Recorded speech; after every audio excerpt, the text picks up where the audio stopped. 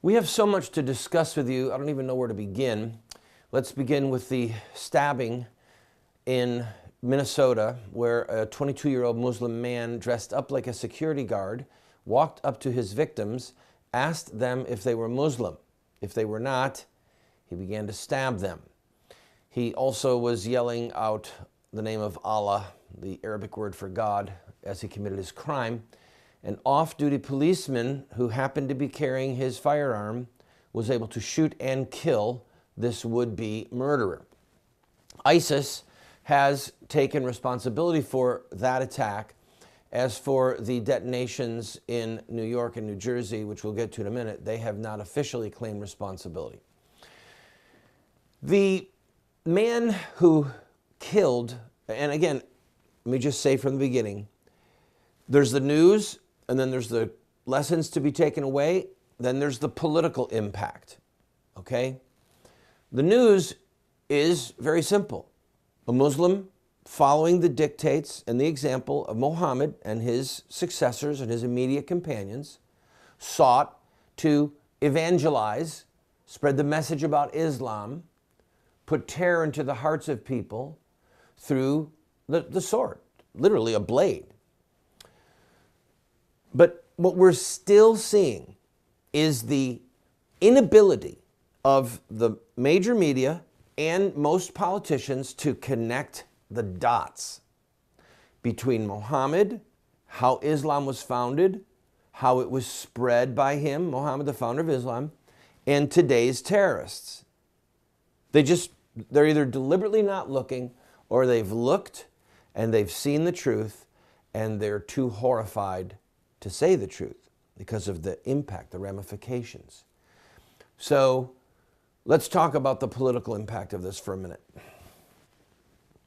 And by the way, later on in today's program, I'm going to play for you the first 5 minutes of episode 1 of What Would Muhammad Do?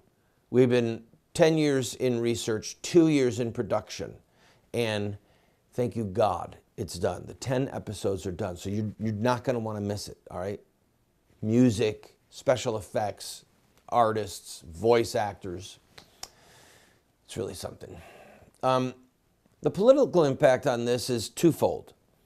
Trump made big headlines at the end of last week, and over the weekend, the left-wing media kept whining and whining because of Trump's statement that Hillary wants to take away your Second Amendment rights, but she has armed guards around her all the time.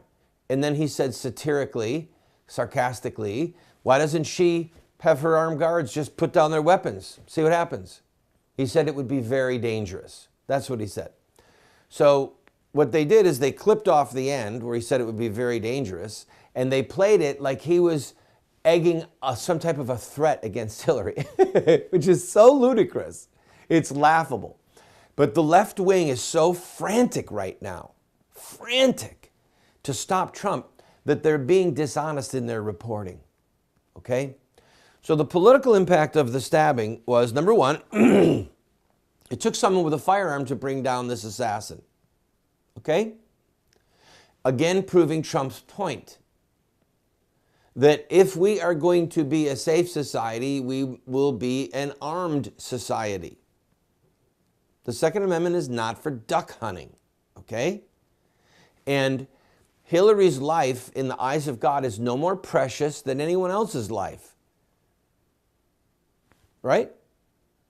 I mean, you should have the right to defend yourself. She's got, heaven knows how many, and the federal government payroll knows how many armed guards she has around her at any given minute, literally.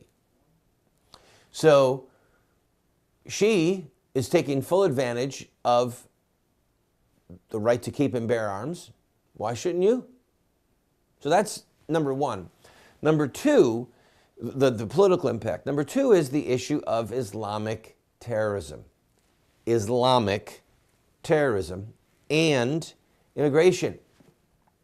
Because both the suspect in New Jersey that they're looking for as of right now, he was born outside of the country, and the young man up in Minnesota, he was born outside of the country, all right? And they were both here legally, by the way, but they come with a different religion and a different law code. So I've got to take a break, but we'll talk about what they can't say because it'll help Donald Trump. Don't go away.